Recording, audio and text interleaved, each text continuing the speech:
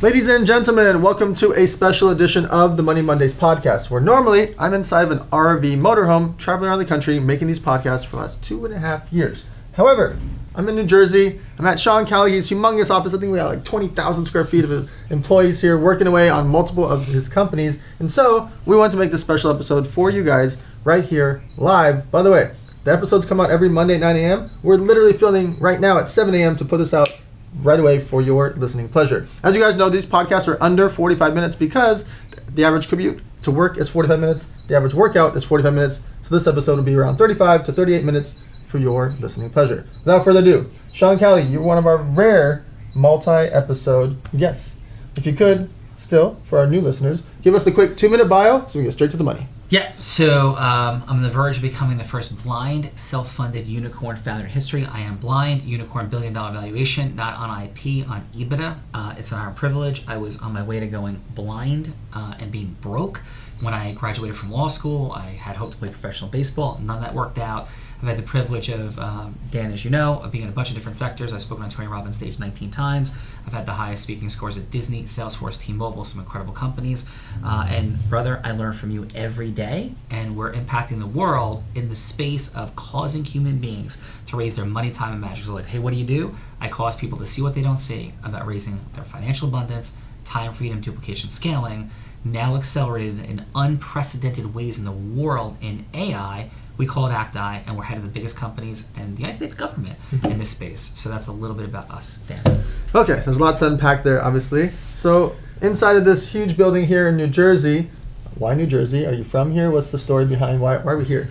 Yes, so I want to have a fight with Gary Vee and Bruce Springsteen about who loves New Jersey most. I had the privilege, thanks to you, Dan, of interviewing Gary recently. He was unbelievable. I love Bruce Springsteen. I love both of them, but I want to throw down Royal Rumble. Who loves this state most? Yes, I'm appalled by our taxes, brother, but nothing can take me away from this state. That's the thing, from its beaches to its amazing mountains, all the beautiful things. I have deer in my backyard in North Jersey. I have dolphins in my backyard and the beach. I love this place, born and raised, and will never ever leave the state. I think there's a lot of magic here in the Great Garden State. It is the HQ. It's the beautiful things. All right, so in this headquarters, there's multiple companies that are going on. You have a legal firm that has offices around the country. You have a medical industry related company here. You're now diving deep into the AI space. Like, talk us through, how do you run and organize these major companies simultaneously? Yeah, so thanks for that. So Dan, as you know, Peter Drucker said, and you live this, that business is nothing more than marketing and innovation. I once thought marketing was fraudulent, gross, and dirty, and as you've exemplified, and some of the extraordinary humans have exemplified in the world, marketing can be the most integrous thing you can do in the world. Because if you get the message out and you actually have something that is more optimal for people, then isn't it your duty and responsibility to get it out there? Yes. Here, you talk about that a ton, right? So I discovered that in 1997, built the law firm when I was afraid of going blind, being broke. So the law firm is where we consider ourselves to be as fine, outstanding as anybody out there. That's a foundational piece of bringing justice and equity to people. That moved into medical revenue recovery, where we recover money for physicians. That's the entity that we're on the verge of having $1 billion valuation right now. We're on pace to collect $1 billion in the next 12 months on behalf of our healthcare provider clients. But what I really realized is that if you can support people, as you do, brother, in raising their financial abundance, duplicating and scaling their time freedom, and creating impact in the world, putting those three things together, which is, again, what you do every day of your life, right? That's our unblinded company. And then AI came into place. ActEye, we thought AI plus the unblinded formula, plus our mastery of it to support people in more money, less time, more magic, all of that together, we say it's all the same thing. You build a platform, you serve people integriously in solving problems and pain points for them. That's what we're doing here at this HQ in New Jersey. So why dive into the law firm? You have it in multiple cities. Why build Callagy Law Firm? Yeah, so because believe it or not, people despise attorneys in many ways, but they also trust attorneys. There's a saying in investing, Dan, once you have Harvard, you have everyone, right? So once you have the attorneys, you really have everyone, called the triangle of trust. Attorneys, accountants, financial service providers, these trusted advisors for people. If we're able to serve attorneys and how they build their business, how they run their practices more optimally, then we have everything. Why did I go into it initially, though, 28 years ago, is because I had no idea how to make money. I thought lawyers made money. They don't. Only 1% of attorneys pre-COVID make $500,000 a year, but I did it so I would not be blind and broke. It's all I cared about 20 years ago. And once I figured out the codification of the only complete, holistic, diagnostic, dynamic, interconnected actualization tool for all of human AI now, business and mission acceleration, it wasn't AI 20 years ago, that was the change of my life. And I said, if I could figure this out, and I could grow a 40-person law firm 6 months out of law school in the next 2 years of creating it, I'm like, I have to teach this to the entire world. That was the beginning. Medical revenue recovery. Talk us through why dive into that category, why you have this, building this law firm, why dive into the medical industry. Yeah, and I guess one more on the law firm part, one more statement is our mission is to fundamentally change the way people feel about attorneys one client at a time, right? And the way we do that is we disrupt 2 problems in the legal industry. First, these solve the big issue, which is lawyers are encouraged to lie. And lawyers are encouraged to lie because courts do not enforce rules of candor to the tribunal by lawyers. Lawyers are not supposed to lie. They can't conceal material dynamics from the court that they would otherwise be required to share. Lawyers lie all the time. Judges do nothing about it.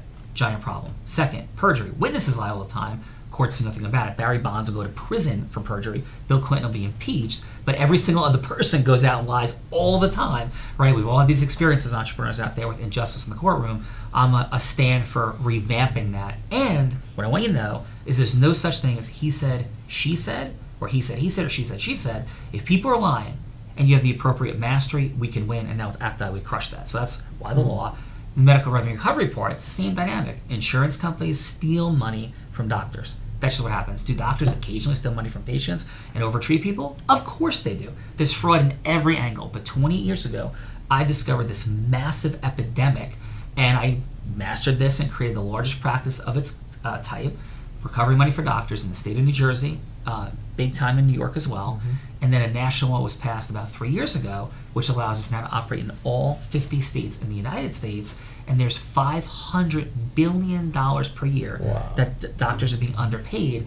And we're in that business now, and we're partnering with incredible people like you and others to work through how we get this message out there, because 90%, minimum 90%, these are the government's statistics. We're in Washington frequently now. We're going to be there for the 4th time in the last 5 months, meeting with Congress folks, senators, meeting with the Department of Health and Human Services, Medicare, all these amazing people, Department of Labor, all of them about this epidemic challenge. It's real and it's huge, and that's also something I care very much about. And it's an incredibly beneficial place to be when you're recovering money that's stolen in that magnitude. Then it creates value for other people as well, like us. Okay, so you have this active law firm for over 2 decades. You're now recovering hundreds of millions of dollars for doctors, but then you dive into the AI space. And now with ActEye, you are mentally obsessed going into the AI category because you envision how you can help improve the world now and in long-term future. Why, when you're already so busy, dive all into AI? Yeah, because you do, Dan, I do, I think everybody watching wants to change the world. Since the dawn of humanity, people have wanted to make the world better, right? And since the dawn of humanity, people have struggled with 2 questions. Why am I here? How do I fulfill my ultimate vision, mission, purpose? With who and when? And I know I'm speaking quickly. Like, go back and re-listen to the words, because we have a very narrow time frame. But the impact, the availability of acceleration is massive. So I'm in this not because there's a way to make money, not because everybody's diving into it. In fact, I was nauseated. I move against the crowd all the time. Like, everybody's going this way. Before I go, I'll go the way of the crowd if it makes sense, but I'm not going to go until I'm sure. So I spent a couple of years watching everybody claiming nonsense, lying, defrauding people, exaggerating. 2 years ago, I'm like, oh my God, I could load all my content, 40,000 hours of content. I could put all this in and we can create all this acceleration. You cannot do that with ChatGPT. The memory is so short, it's completely crazy. So I was like, oh, this is a complete waste of time. Hey, I'll look up some restaurants, I'll do some things. It's better than Googling, probably ChatGPTing, right? So I did it. About 9 months ago, my teammate Michael Smikin, who is now Callagy Smikin, is our law firm. I have 2 top 100 national jury verdicts with Michael. Said to me on a Saturday, he said, hey, I just want you to know, remember that thing we got? We took 300 hours of work and I did it in 5 hours. I'm like, you did what? Wow. I'm like, what did you use, ChatGPT? He starts laughing. He's like, that's crazy. He goes, no, I built things. I'm like, how'd you build things? What are you talking about, right? And so wait a minute, why aren't we using this in Unblinded? Why aren't we using this everywhere? Because what we've created, and that built the obsession. I spent Easter weekend 2025. I've never worked on Easter. I'm a Christian, I believe in God. I don't push that anyway.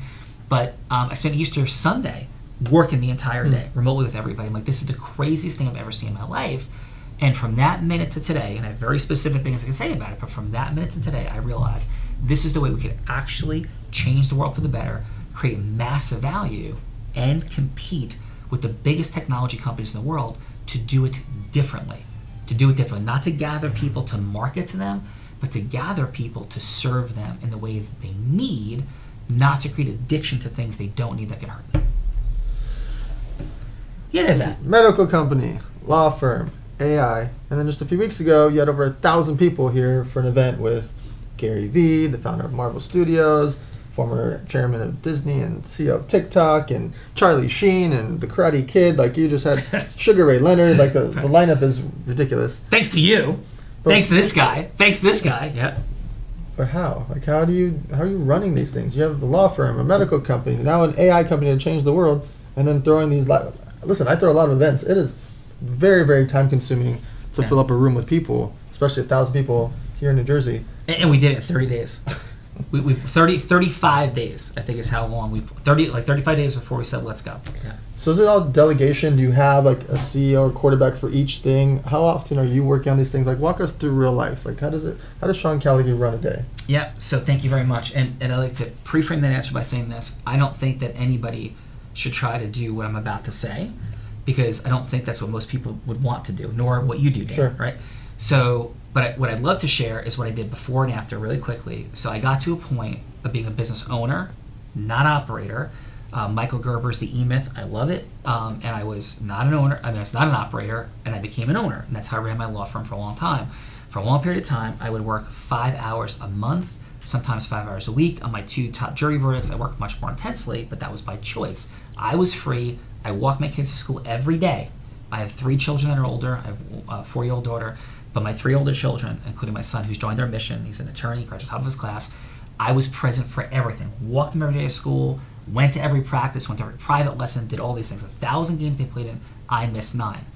That life was beautiful. Then they retired me from my favorite job they got old, right? They graduated from high school. Right. And they're living incredible lives right now. I love them. We have amazing relationships. But then I said, now it's time to take my work to the world. And my life became very different. I had financial freedom, I had time freedom. Dan, I work 16 to 18 hours a day. We spent 5 hours in a restaurant together yesterday. I worked in the morning. I'm sure you worked in the morning, worked at night, doing all these beautiful things. So what does a day in the life look like for me? It starts every single day at 6 a.m. and I'm getting prepared in ECD time, sometimes 5, sometimes 4, but at least by 6. And it's executive creation, decision-making time. I'm preparing for the day. I'm structuring things on my own. Now I talk to our ActEye agents. That's what I do in the morning. I was on with Callie all morning. Callie, who Dan asked on a date. We'll talk more about that later on Saturday night. Callie's our ActEye agent, not a human in any way, shape, or form, nor can she do like weird things like with Elon's. I'm not sure where that ends, right? But with everything we're doing, at 7 a.m. starting this morning, then I'm on with the team. And we have our Visionaire call with all the people in our Visionaire program. We're serving these people. So that's 7 to 8. I'm preparing everyone, right? The entire day goes until about, normally about 10 p.m., right? And there's this dinner, there's bedtime for my daughter, so I'm gonna have these moments, but I'm running, driving nonstop. The agreement I have with my entire core leadership team is we're 24/7. Phones are on, we answer. I don't abuse that, but we are talking right now at midnight, 2 a.m., 3 a.m., 4 a.m., very, very often, driving forward ActEye into the world. So final, you asked about delegation and what I have an incredible team of leaders. I could never do this by myself. These aren't the people who necessarily, Dan, would have been the most brilliant people who graduated from Harvard. They're not like a David Mazo who's Harvard Business School, right? Some of these folks are people who were completely self-made. Some of these folks didn't go to college. Some of these folks have law degrees. It's everything in between. But what I look for and what I'm blessed with are GHICs. Growth-driven, heart-centered, integrous people committed to mastery. And I'm overseeing everything right now on this platform. I am, as Tony Robbins would say, business mastery. The leader's the chokehold of the business. I take that responsibility for anything not growing. I am the chokehold. But what I'm also clear on is we create our further development of our relationship, all the things we're doing, is I'm looking for the best people in the world, as long as they're growth-driven, heart-centered, integrous, committed to mastery, and expanding and sharing value. So creating more value and sharing value. But what people know is this. They need to be 3 things, and only 3 things, then I'll pause. 3 things. 1, loyal to the stated mission. If you're not loyal, now I don't ask that Dan's loyal to me or I'm loyal to him, but we're loyal to an agreement we have. Like, this is the mission, the toy drive. We're going to do that. If I have to, I committed to Dan, if I have to buy all the toys myself because I got busy, I will buy every single toy myself in contribution. That's the mission we set out on. So if I got busy and I did other things, I'm still going to fulfill for Dan, right? Now, hopefully we'll have lots of people involved, but if it comes down to it, I will do it. That's loyal to stated mission. Second is masterful competency. The person has the ability to do that, which they say. And third is aligned empowerment. They're not in fake confusion. Michael Johnson's on the camera right now. That dude's absorbed more lightning bolts than almost anybody besides Michael Spike, and he's amazing. I love him. He loves me. But when there's misalignment, it's like, oh, what I thought I had an idea, so I did this instead. Lightning bolts fly. 3 things: loyalty, stated mission, masterful competence, aligned empowerment. And if you have people who are in their ego, then they're not loyal to the stated mission, and they're gone from my world. So I'll pause there. Tony Robbins has the whole world to choose from speakers, but 19 times you've spoken on stage, and again, you're formally or legally blind, however you like to phrase it, but you're rocking these stages. I've been there when you spoke at Aspire Tour, and in the video, I'm literally standing on the edge of the stage the entire time, freaking out. And I don't really get nervous about things, but you were storming the castle on that stage, and like the whole room, you got 2,000 people, more than 2,000 people screaming and chanting, and like very powerfully. And when people get charged up, sometimes they, they run around, and you were running around the edge of the stage. How is this happening? Like, how is Tony Robbins deciding, like, Sean Callagy is the one I'm going to have going on this tour with us around the world? How are you empowering these stages? Yeah. I have more questions, but let's just go with that. No, thank you, brother. So I believe that the only human attainable superpower is the ability to cause yes. That's it. It's what saved the world from the Nazis with Winston Churchill. And so there's a variety of ways that we see it said in the movie, and there's some historical debate about it. But the way the movie depicts it with Winston Churchill, The Darkest Hour, is Winston Churchill got up, they were ready to concede the Nazis, and he lit the world on fire. He enrolled a bunch of citizens, quoted citizens. That's true. That really happened. And then he speaks before Parliament. Now, whether or not Neville Chamberlain and Lord Halifax actually said anything, I've checked it. It seems unverified, right? But the way the movie depicts it is that Halifax turns to Chamberlain and says, what just happened? Because they intended to concede to Hitler. And Chamberlain says, some version of, he mobilized the English language and took it to war. And that's how everything happens.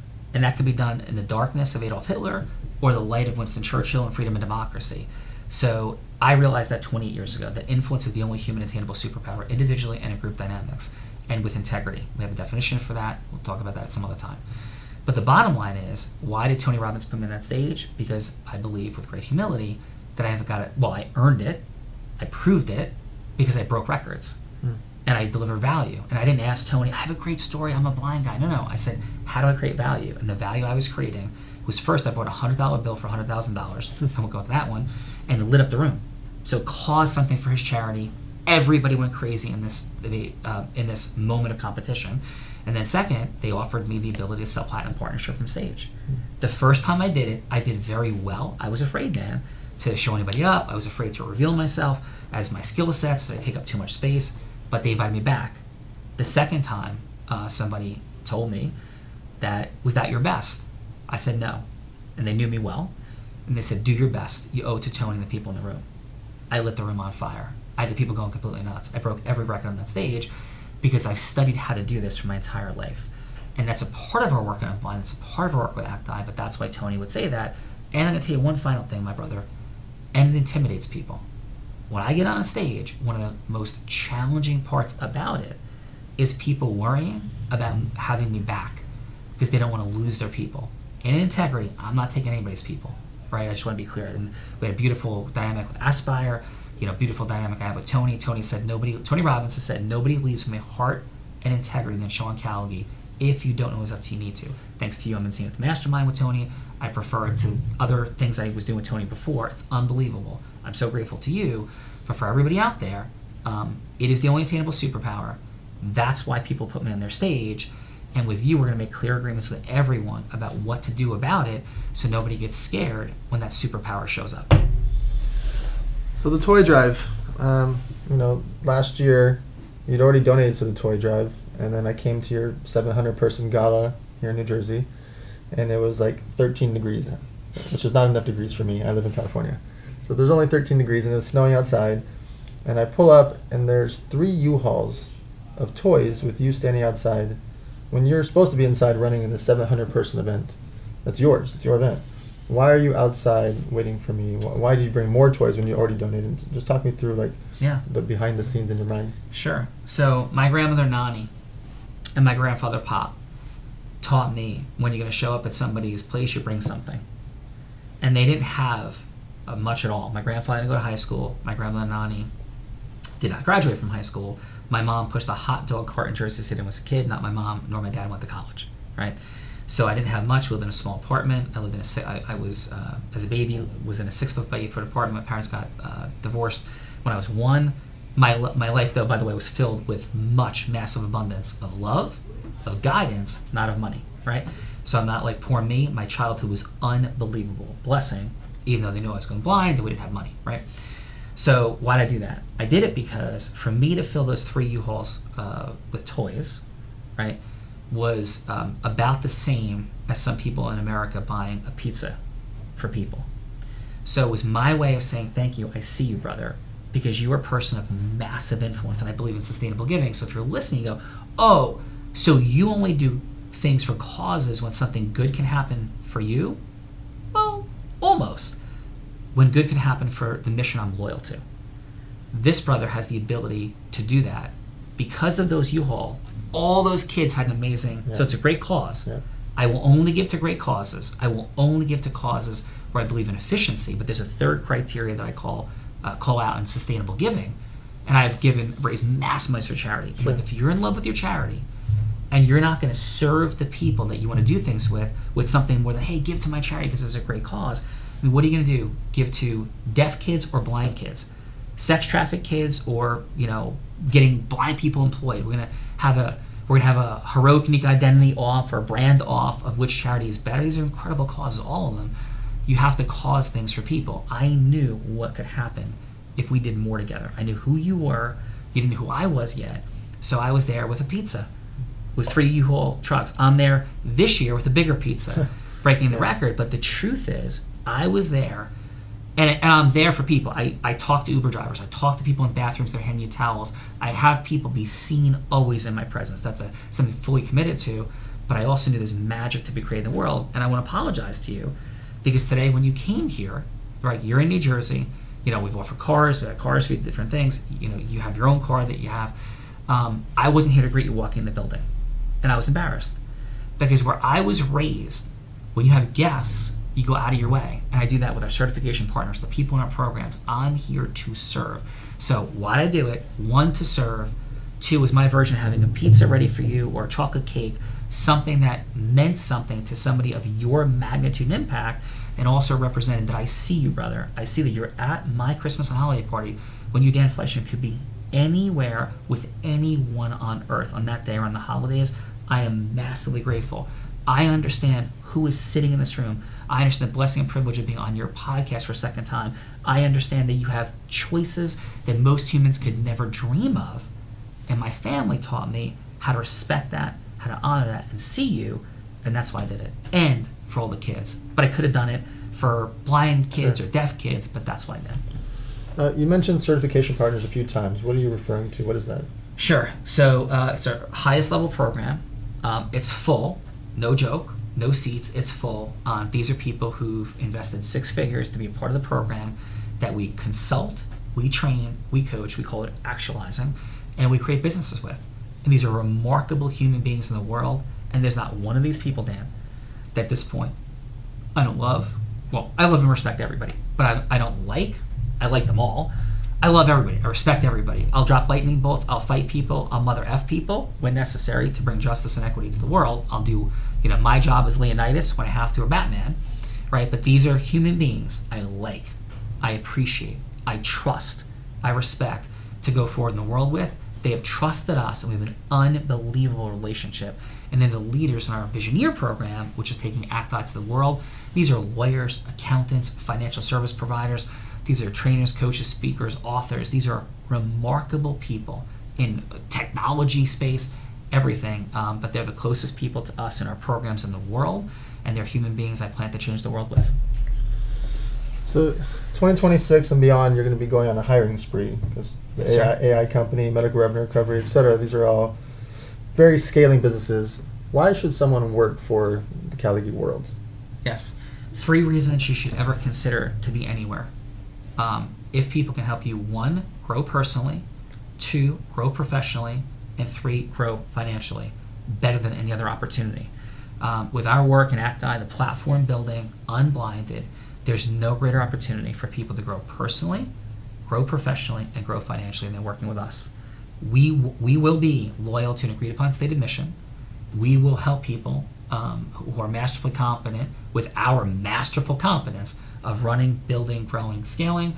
We have tens of thousands of open medical revenue recovery files. We have massive complex litigations. We have these unblinded 1,000-person events. We understand how to handle super complex things. All those famous people, thank you, Dan, thank you, Darren Prince as well, for all those things that happened in our last event. We know how to do that, so we're massively competent, and we will be in aligned empowerment.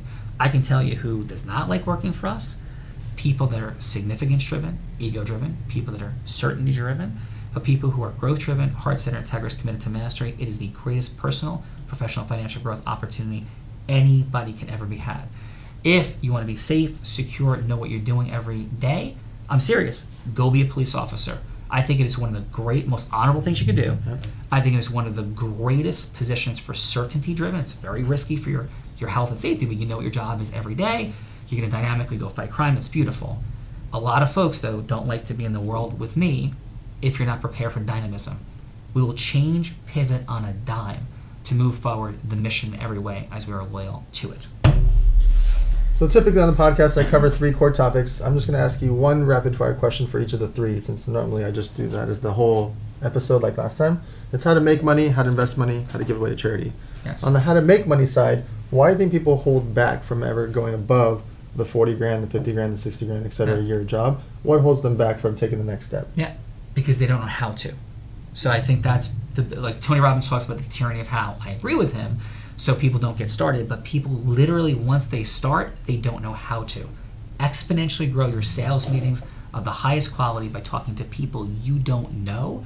That's the key. They don't know how, and then they're afraid to talk to people they don't know with intentionality. They hope to bump into them. You have to intentionally create things through shared experiences, but that's my answer. On the investing side, why are people scared to invest their money once they do start making the 100 grand, 120, 180, they start growing their career? What makes them so scared to invest their money? Yeah, I think people, again, they don't know how to. And so people don't know how to, and then I think 2 crazy things happen. Either they spend all their money, but that's the biggest challenge, right? Or second, they invest in crazy things because they like people. So it's like, don't invest in crazy things because you like people, and don't spend all your money. Create intentional investment strategy that this brother talks about all the time. Listen to him. He's way more masterful at that than I am, right? And he is. So listen to Dan and invest your money consistently, regularly, and create a diversified portfolio where you have things that you're very sure are wonderful, and then things that are more risky that fit into your profile and you crush the world. But absolutely do not just spend all your money. Dan doesn't do that. I don't do that. Don't do that. Yeah, I've had the same watch since 2008. 17 years. And here's mine. I'm not even wearing one right now. Yeah, no. 17 years, the same watch. Amen. For 7 years, I didn't even have a car. I just Ubered everywhere. And even now, I don't really drive it. Can I say something for fun? Yeah. So I have my beach house. I have 2 beach houses. My oceanfront beach house is a $3 million house. I could afford a $20 million. I could afford a $30 million. I love my house. It's never changing, right? For the very same reasons you're saying. So yeah, don't live above your means. So you guys have heard me say this before, but for any of the new listeners, one of the biggest things that happens is someone does go from 60 grand to 80 grand, 80 grand to 120, 120 to 160, and they start to really earn bigger and bigger income for their household, and they don't know why they have the exact same amount of money in their bank account at the end of the month. And the reason for it is they go from the 2-bedroom apartment to the 3-bedroom, the 3-bedroom to the 4-bedroom house, but they're still just them and their husband or them and their wife. Yeah. Then they have 1 kid, but now they have a 5-bedroom house, but you don't ever go to the 4th or 5th bedroom. You don't go to that extra living room. Yeah. And too often people are like, oh, well, it's only $800 difference from this apartment to this apartment. No, $800 difference is $10,000 a year. Yeah. $10,000 a year, you live in that place for 5 or 6 years, 50 or 60 grand for the third bedroom that you've never been to. There's probably still plastic on the couch because you never go into that room. Yeah. You go and get the second and third car. It's only an extra $800 a month. No, it's $10,000 a year. Imagine that $10,000 a year you were deploying into the S&P 500. Amen. That $10,000 a year you were buying gold or Bitcoin. That $10,000 a year you were buying 50K, 100K worth of real estate because you could leverage the 10K. That extra thing that you're like, it's just $800 a month here and there, it's literally holding you back from generational wealth. Amen. And so the thing I say is, when you go from the 60K to 80K and 80K to 120 and you're building up your career, if you can continue on that same 2-3 bedroom place, if you can continue on with the same 1 to 2 cars, if you can continue on without buying the second, third, and fourth watch, you will literally change the course of your life by just not wasting the money. Now, I'm not saying don't go to Starbucks and don't buy the coffee. Listen, you can still enjoy your life with what I'm talking about. What I am saying is you don't need a third car. You have one butt. You don't need a third watch. You really only have one wrist. Could you wear 2 watches? You could, but it'd look kind of silly unless you're Kevin O'Leary. And so he loves wearing 2 watches. Okay. And then the final question. Can I say one thing on that? Of course. So real quick. So many people that you and I know, we have many people you know in common, are living so profoundly, shockingly above their means, and because somebody has 3 million followers on Instagram doesn't mean that they have any money in the bank and have any ability to do things. It is constant, it is repeated, and I have great empathy because people do exactly that. I know a dear friend who has millions of people online that lives in like a 50,000 square foot house and has massive financial stress. 50,000 square foot, I'm not exaggerating. So yeah, don't do that. Yeah. Too often people are living to impress other people. So like when we're both showing that there's no watch on our wrists, is that very concept. Yeah. Too often people are buying things to show off to people. They're buying Louis Vuitton and Gucci and fancy clothes to show off to these other people, and they don't realize that those people don't care. Absolutely. They literally don't care that you're wearing Louis Vuitton, and that person is not going to be at your funeral. 100%. And so oftentimes when I talk about like the bad things that happen in life, or the lawsuit with the county for the ranch, or the headache with this person over here, or the business went up and down, like I talk about real things and good and bad on social media because I want it to be relatable to people. You are going to go through lawsuits. You're going to have people pass away. I've had 39 people pass away. I talk about it publicly. You're going to have 0, 1, 2, 3, 4 people pass away in your life. And so I talk about the bad things because it's much more relatable for people to actually have that forum to talk about death, lawsuits, employees leaving, situations that happen in real life. Too often everyone makes it seem like everything's perfect and everything's pretty all the time. I do what's called building in public. All right, so the final part, on the charity side. Why do you think it's important for company owners to have some type of charity involved in their brand, whether it's for their employees to feel part of it or for their brand customers, clients, and vendors? Yeah, because people don't care about money that much.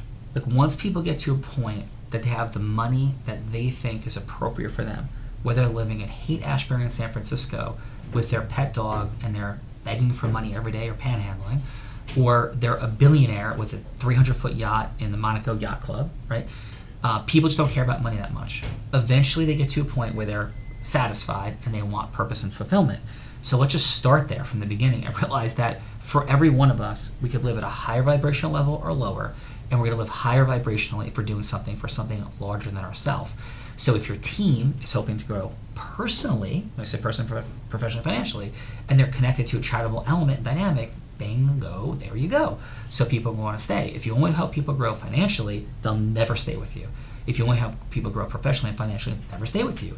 It is personal, professional, financial. Can't only be personal, but it has to be all three, and that's why Dan, my brother, I believe people should be charitably connected. Can I share 2 other quick things? Sure. Okay.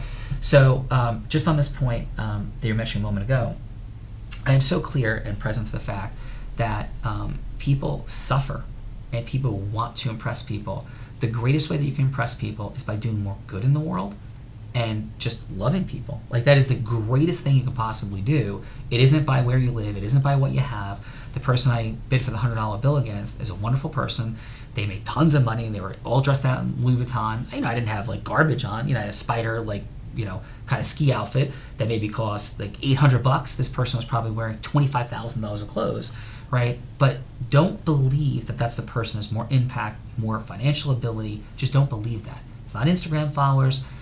It's not the clothing. It's not even the house or the cars. It's people who are living, as you're saying, on that higher purpose. And I made a big mistake before that I violated that I just want to clean up, thank you for the final, is naming the people. Tink, Nicole Maiello, Adam Gugino, Fernando Valencia, FJV are co-founders of Unblinded. I would be nowhere without them. Michael Smikin of Callagy Smikin, Tom McGreca, Mark Winters, co-founders of Callagy Recovery, Bella Reader, co-host of Heart of Influence, amazing personally and professionally in all kinds of ways in my life. Without these people, Mona, my Selena's mom, Peggy, Tyler Corey, Emma's mom, these human beings, my parents, my grandparents, my high school coaches, the people in the program, and 100 names I should be saying I'm not right now. I apologize to you for not saying your name right now. But all of those people are essential component parts of everything I build. Just like my brother, you have a massive list yourself. And, of course, this brother right here sitting here, we are not on the trajectory we're on without him. I always honor Tony Robbins. I can never pay Tony 100 lifetimes for everything he's done for me, and many, many more people. So thank you for letting me share that. Okay, so you have a podcast that's fully launched now, and Yes. you've got all these different brands. Can you just rattle off the names so people can research if it's the law firms, the Sure. AI, Yeah, the of medical course. revenue? So Medical Revenue Recovery is Callagy Recovery. We're partnering with medical associations across America right now, state medical societies, others. Partnership deal signed, unbelievable. Callagy Recovery. Callagy Smikin is the law firm. Integris Financial is our financial company. Unblinded is the place to connect in beautiful big ways and our actualization of people financially, time, freedom, duplication, scaling. And ActEye is our company. It's AI plus the unblinded formula, ActEye. This is our fun. The Heart of Influence is our online show. The Sean Callagy Unblinded podcast is the podcast. And thank you. That's a lot of stuff going on. You have a lot of action going on, so that's why I'm here so often now, because I want to help with your mission and your vision. Yes. Okay, as you guys know, it's your support that has kept this podcast so high up in the rankings by you sharing, commenting, liking, subscribing, etc. We have been running this ad-free. I spend $70,000 a month on this podcast for the last 2.5 years to keep it ad-free for you guys, and so that you can enjoy it with a 93% listen-through rate, because I'm not reading commercials, I'm not reading ads. I'm not saying at some point I won't, but I won't be reading, I promise you I won't be reading these 2-minute reads. I would like to do some type of main sponsor type deal like Wells Fargo or Cash App or Hertz Rent-A-Car, someone that I work with, but I'm not going to be reading for pills and websites and things like that. So if you can, like, comment, subscribe, share, etc. All those things truly do help keep us up in the rankings, because we want to get this message across. It is not rude to talk about money. Money is not the root of all evil. Are there bad parts that can happen from money? Sure. Are there bad things that can happen from people making more money? Sure. That is a tiny percentage compared to good that you can do in this world with money for your medical bills, for your parents, for your kids, for your family, for your friends, for your employees. Money is a very useful tool for all those things, and so we want to keep talking about it so that we can have open discussions with our friends, family, and followers. Thank you guys for watching. We'll see you guys next Monday here on moneymondays.com.